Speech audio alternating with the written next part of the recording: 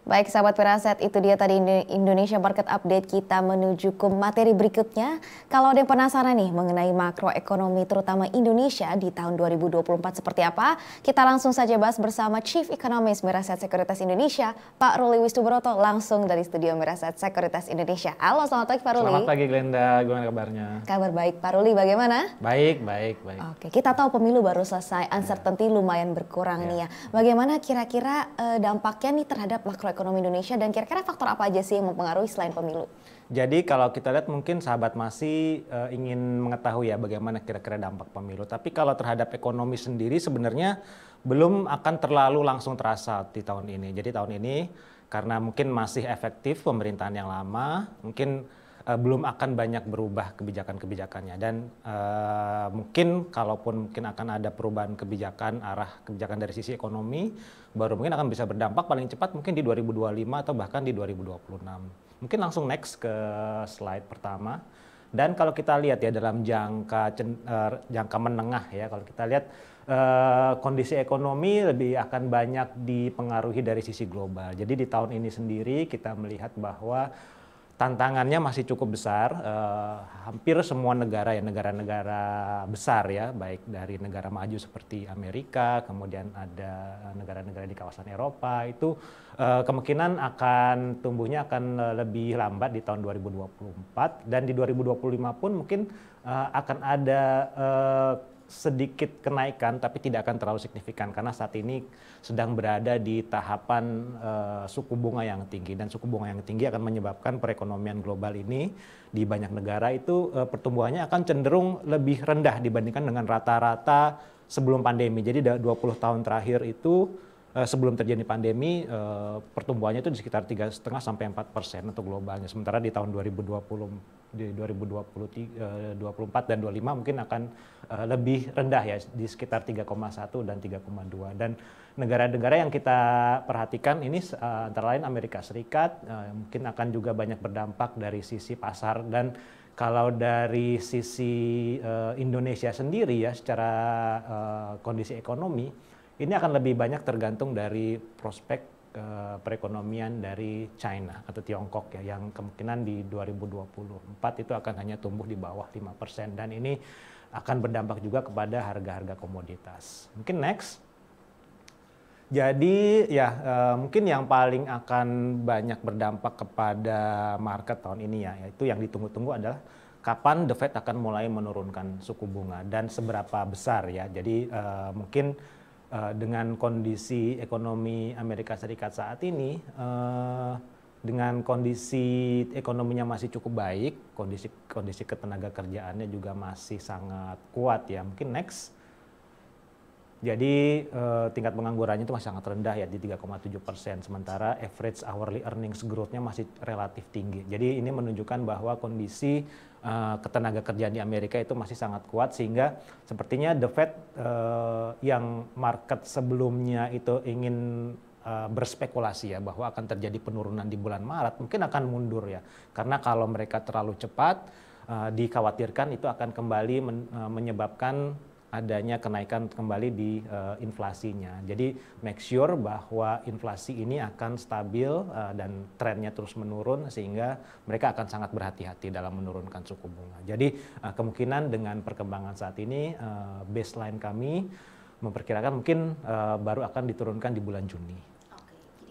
Di akhir semester pertama. Betul, gitu ya, nggak jadilah ya di bulan Maret ya Pak. Iya, Oke, nah kalau itu kan dari global sendiri. Nah kalau dari dalam negeri sendiri nih, Indonesia gimana? Terutama prospeknya di tahun ini. Tahun ini sendiri kalau dari Indonesia sepertinya dengan berbagai tantangan ya. Kalau kita lihat tadi yang akan berpengaruh itu dari prospek perekonomian dari Tiongkok yang kemungkinan akan tumbuhnya akan relatif lambat ya dibandingkan dengan yang pernah mereka capai. Mungkin next. Dan ini juga akan berpengaruh kepada harga-harga komoditas karena mereka merupakan salah satu konsumen ya, importir komoditas energi dan beberapa komoditas yang menjadi andalan ekspor Indonesia seperti kelapa sawit dan batu bara yang mungkin harganya juga masih akan tetap flat ya. Tantangannya memang kalau dari sisi global mungkin akan sangat besar. Dan di tahun 2023 kemarin sendiri sebenarnya nggak terlalu buruk ya kondisi ekonomi Indonesia, masih tumbuh sekitar 5% lah di tengah suku bunga yang tinggi dan harga komoditas yang cenderung relatif flat. Next mungkin,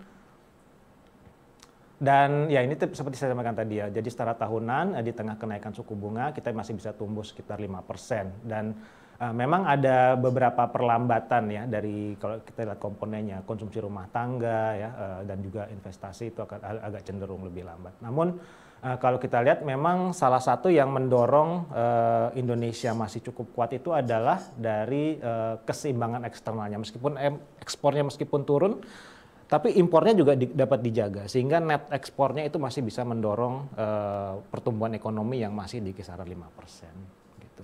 Baik, nah untuk itu sendiri, ini bagaimana artinya untuk ekonomi Indonesia ke depannya nih Pak, terutama pasar tentunya. Ya. Kalau dari pasar sendiri, next mungkin, jadi memang salah satu yang paling ditunggu ya adalah kapan Bank Indonesia menurunkan suku bunga, seperti halnya yang di nanti dari The Fed. Namun saat ini sendiri ya ini seperti saya sampaikan tadi ya, kondisi eksternal balance kita sebenarnya masih cukup baik. Sebenarnya dengan fundamental seperti ini harusnya rupiah menguat. Mungkin next.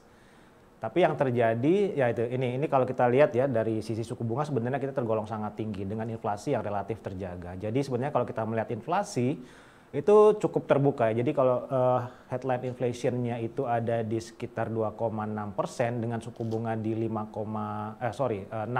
itu sebenarnya selisihnya sudah cukup besar sehingga ruang untuk penurunan itu sangat terbuka. Mungkin next. Ya, namun yang sekarang yang diperhatikan ya meskipun inflasi stabil,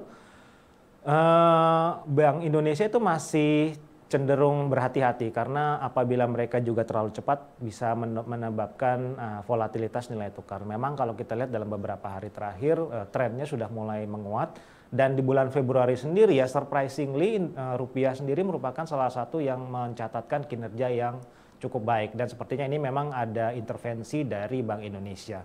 Jadi mereka akan sangat berhati-hati, di satu sisi tidak mau terlalu cepat menurunkan suku bunga, tapi juga di sisi lain mereka akan tetap melakukan kebijakan stabilisasi nilai tukar di tengah mungkin masih belum jelasnya ya kapan The Fed itu akan menurunkan suku bunga, dan sepertinya mungkin dari saat ini sendiri dari Februari sampai dengan bulan Juni yang kita perkirakan akan diturunkan masih agak panjang ya waktunya ya, sehingga mereka masih akan berhati-hati.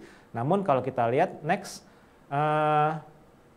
dengan perkembangan inflasi tersebut, kemudian kita lihat ada cenderung pengetatan di kondisi keuangan ya, karena pertumbuhan kreditnya cukup tinggi, namun di sisi lain pertumbuhan dana pihak ketiganya itu sangat rendah ya. Jadi ditakutkan apabila bank ini mengalami pengetatan likuiditas karena penurunan pertumbuhan dari dana pihak ketiga, dikhawatirkan ini akan mengganggu stabilitas di sistem perbankan. Jadi mau tidak mau seharusnya Bank Indonesia sudah mulai melakukan pelonggaran kebijakan moneter, apalagi mereka memiliki target pertumbuhan kredit ya sekitar 10-12% ya. Jadi mungkin hal ini menunjukkan bahwa di Indonesia sendiri sangat membutuhkan kebijakan moneter yang lebih longgar.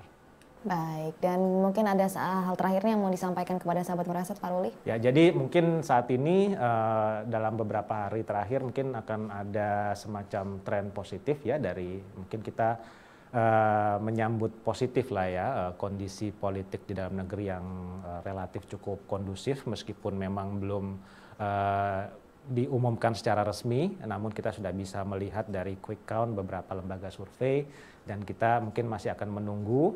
Dan sepertinya di sisi lain juga kondisi globalnya juga masih penuh banyak tantangan, dan sepertinya memang ada ruang buat penurunan suku bunga mungkin di bulan Mei ya. Jadi kalau misalkan Fed itu turun di bulan Juni, saya rasa Bank Indonesia bisa lebih dahulu menurunkan suku bunga dengan asumsi bahwa inflasi akan stabil dan rupiahnya akan lebih mengalami tren apresiasi. Jadi kondisinya masih perlu berhati-hati lah, karena situasinya juga masih banyak ketidakpastian.